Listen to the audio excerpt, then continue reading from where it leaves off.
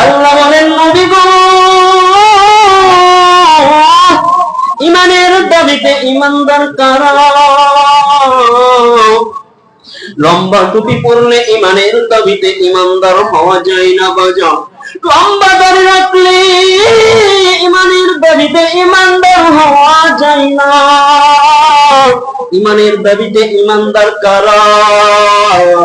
আমি আল্লাহ জানায়া দিই, ইন্নামাল মুমিনুনা আল্লাযীনা আমানু বিল্লাহ, যারা আমি রব্বুল আলামিনের উপর ঈমান রাখে, ওয়া রাসূলিহি এবং রাসূলের উপর, সুম্মা ইয়ারতাবু, মনে কোনো সন্দেহ করে না, এবং জান মাল দ্বারা যুদ্ধ করে, তারাই হলো প্রকৃত ঈমানদার।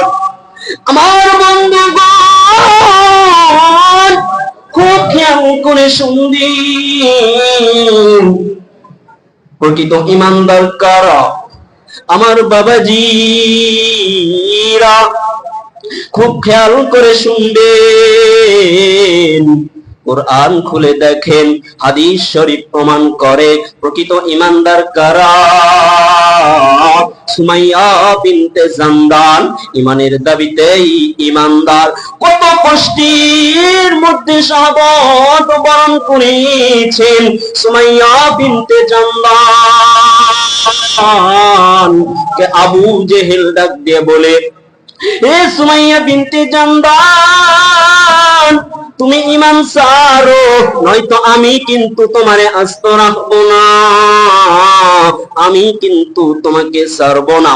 সুমাইয়া বিনতে জামদান ডাক দিয়ে বলে, ওহে আবু জেহেল, মক্কার কাফেরদের লিডার, শুনে নাও, আমি ঈমান এনেছি আল্লাহর উপর, আমি ঈমান এনেছি রাসূলের উপর, আমার মনে কোনো সন্দেহ নাই, আমি জীবন দিতে রাজি আছি, কিন্তু ঈমান দিতে নাই।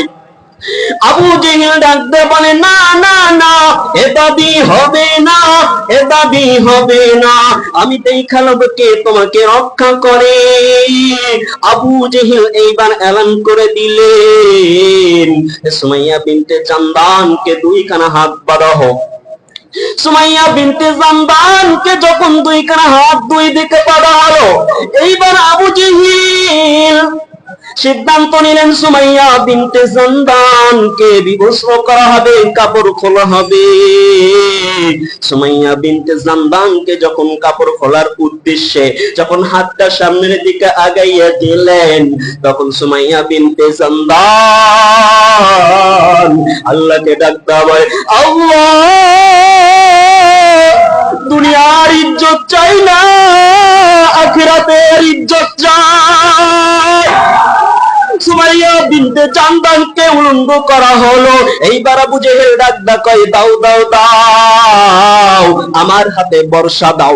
লম্বা বর্ষা নিয়া আবু জেহেল এইবার সুমাইয়া বিনতে জামদানের ডান দিক থেকেও বর্ষা মারে না,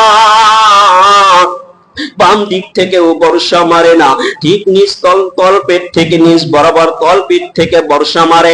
একের পর এক যখন বর্ষার আঘাতে সুমাইয়া বিনতে জামদান মাটিতে পড়ে গেলে